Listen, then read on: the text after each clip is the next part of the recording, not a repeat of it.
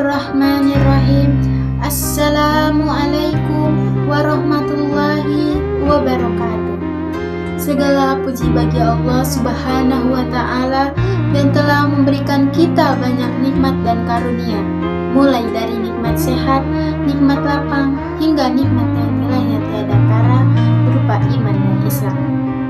Semoga kita senantiasa Allah beri hidayah dalam mensyukuri semua nikmat yang Allah Subhanahu wa ta'ala berikan kepada kita. Sholawat serta salam selalu tercurah limpahkan kepada Nabi Muhammad Sallallahu Alaihi Wasallam yang telah menuntut umat manusia dari zaman jahiliyah kepada zaman nuraniyah seperti sekarang ini, dan juga kepada keluarga, sahabat, dan pengikut jejaknya hingga akhir zaman. Hadirin yang dimuliakan Allah Subhanahu wa ta'ala, sebelumnya perkenalkan, nama saya Naila Azwa Khairunisa dari kelas 10 MPLB 3 SMK Al-Mu'tadin. Pada kesempatan kali ini saya akan membahas mengenai sholat 5 waktu. Allah dan Rasul-Nya telah memberitahu kita tentang pentingnya mendirikan sholat. Dalam sebuah hadis, Rasulullah Shallallahu Alaihi Wasallam bersabda yang artinya, sholat adalah tiang agama.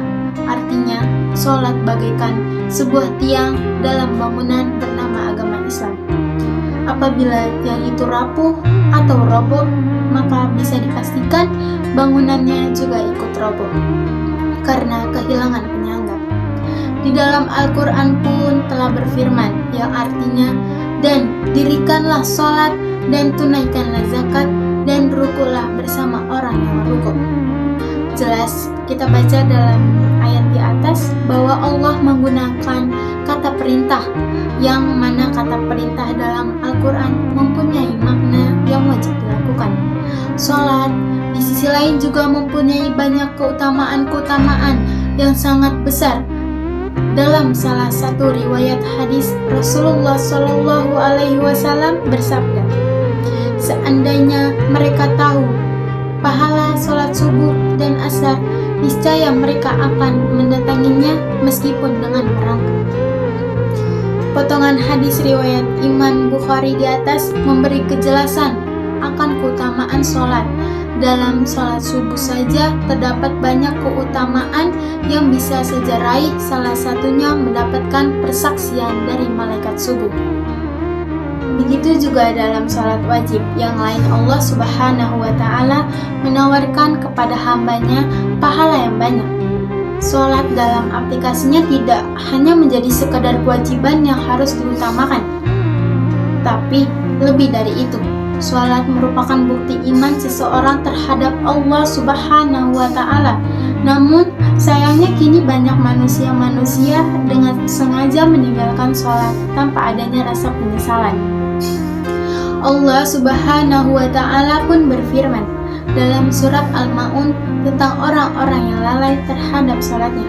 Ayat itu berbunyi, Bismillahirrahmanirrahim.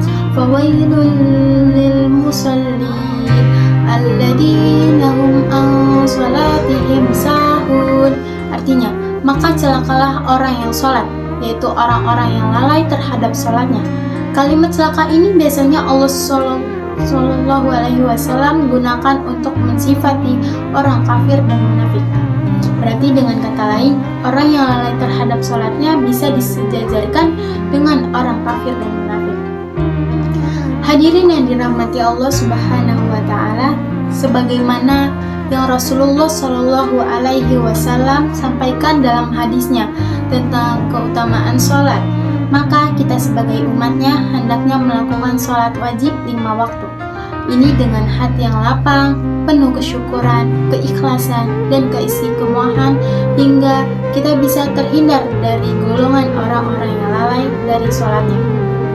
Menjalankan sholat adalah kewajiban kita semua sebagai umat muslim. Namun dalam menjalankannya harus dengan penuh kesyukuran dan keikhlasan, sehingga kita bisa terhindar dari orang-orang yang tergolong lalai dalam menjaga sholatnya. Amin, amin ya robbal alamin. Sebelum saya selesaikan ceramah ini, mari kita berdoa kepada Allah Subhanahu wa Ta'ala agar dijauhkan dari perilaku orang yang melalaikan sholat dengan sengaja dan diberikan kemampuan untuk saling menasihati dalam kebaikan dan kebenaran. Mentari senja telah tenggelam, hujan turun mulai terjatuh. Saya tutup ceramah ini dengan salam.